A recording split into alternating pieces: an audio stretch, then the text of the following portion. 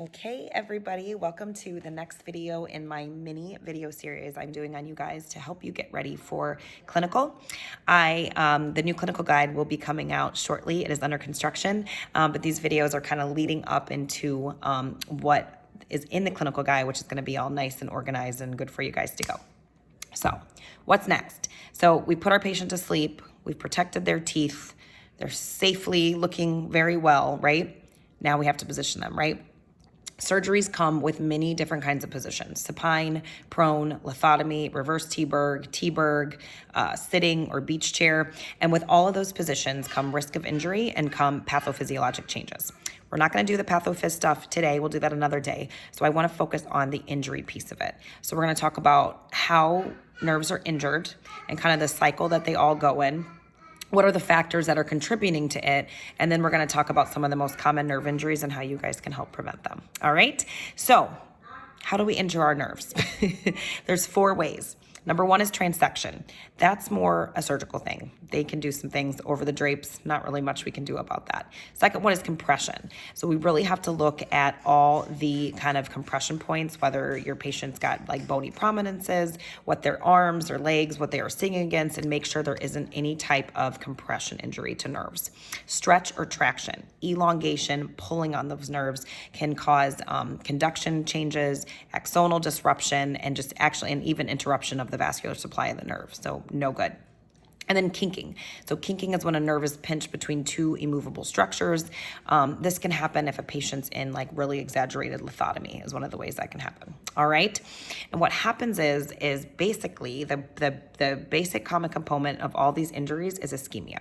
So we stretch, we have this compression, the nerve's been disrupted, so we lose intraneural blood flow, and then that leads to tissue edema, and then we have ischemia, right?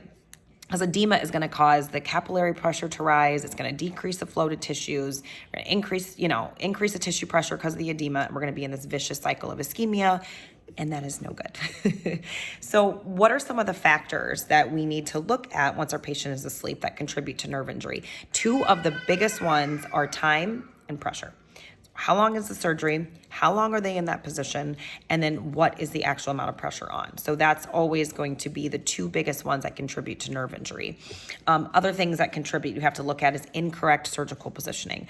I am going to hopefully get some gems in there for you of the proper way to position patients, right? We talked about the length of the procedure and even anesthetic techniques. When your patient is under general anesthesia, they are paralyzed. They have volatiles on board, so they have no response to painful stimuli.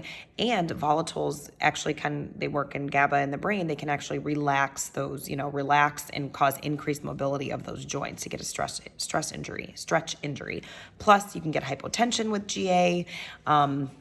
All those things. So we have to be very, very cognizant when a patient, especially as a patient under general, but with all surgeries, because we're messing with their brain and their ability to communicate with us. Their size, extremely overweight and actually extremely underweight. And actually people that have a really, like bodybuilders have a muscular physique, they actually have an increased risk for compartment syndrome and ulnar nerve injury, just FYI. Any of the patient's pre-existing conditions, so comorbidities, hypertension, diabetes, neuropathy, peripheral vascular disease, alcoholism can actually be an increased risk for positioning injuries. Smokers, they have delayed healing, increased risk for nerve injury as well. So all of those things we have to think about when we are putting our patient in positions and getting them under anesthesia. Another thing is to really check pre-op. You always want to look at some of their joint mobility. Like if they're prone, are they going to be able to get their hands over their head or like this?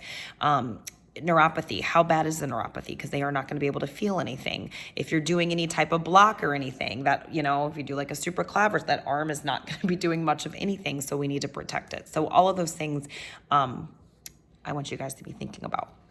And positioning is really a team effort. Sometimes the surgeon or the PA or the MP, whoever's with them, will help with positioning. If they're going to do any type of head and neck or stuff like that, I usually have them position, and I do document, patient, neck hyperextended position per surgeon.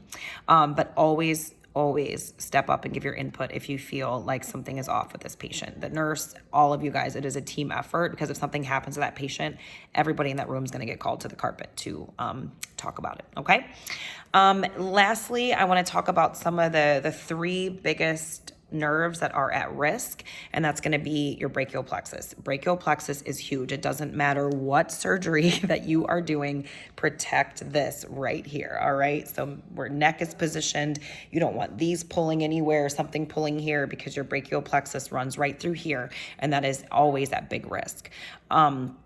Mostly it's either from compression or stretch, any type of, movement of the spine.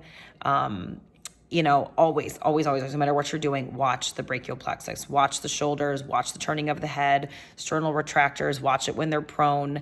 Make sure if they're lateral, you have an axillary roll in there, everything like that. Huge, and always document. We talked about documentation before, always document, brachial plexus protected somehow. Ulnar nerve. Ulnar nerve is a branch off the brachial plexus. And we had said too, you always want your patient to be, the arms supinated. So supinated and abducted less than 90 degrees when your patient is supine. If they're tucked, we always say kind of thumbs up. You want to have them tucked, and you want to have the thumbs up for that. And, neutral palms forward when they're tucked, because anything else, you might kink that ulnar nerve there. Avoid excessive flexion, arms across chest, elbow flexion, you might crush it in the cubital tunnel, so just be careful. Patients that are at risk for ulnar neuropathy are actually people that have BMIs less than 22, so small people, and then bigger people when the BMI is like over 40.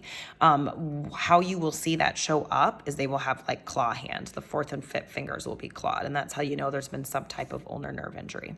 The other big nerve that is injured is the perineal nerve. That is a big one in lithotomy. Any type of stirrups or something like that, watch that perineal nerve.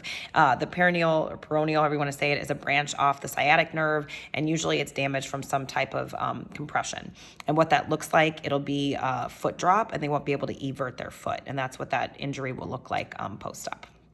All right, so there is your brief overview of positioning. I could talk so much more. I'm going to put more stuff into the clinical guide for y'all, but just be very cognizant, be very in depth in your pre-op assessment and looking at their comorbidities, looking at how their neck and everything moves so that you can adjust it intra-op. Grab foam, grab padding, grab towels. I always have tons of extra stuff up there in order to help position gel pads, in order to position your patient safely. Okay.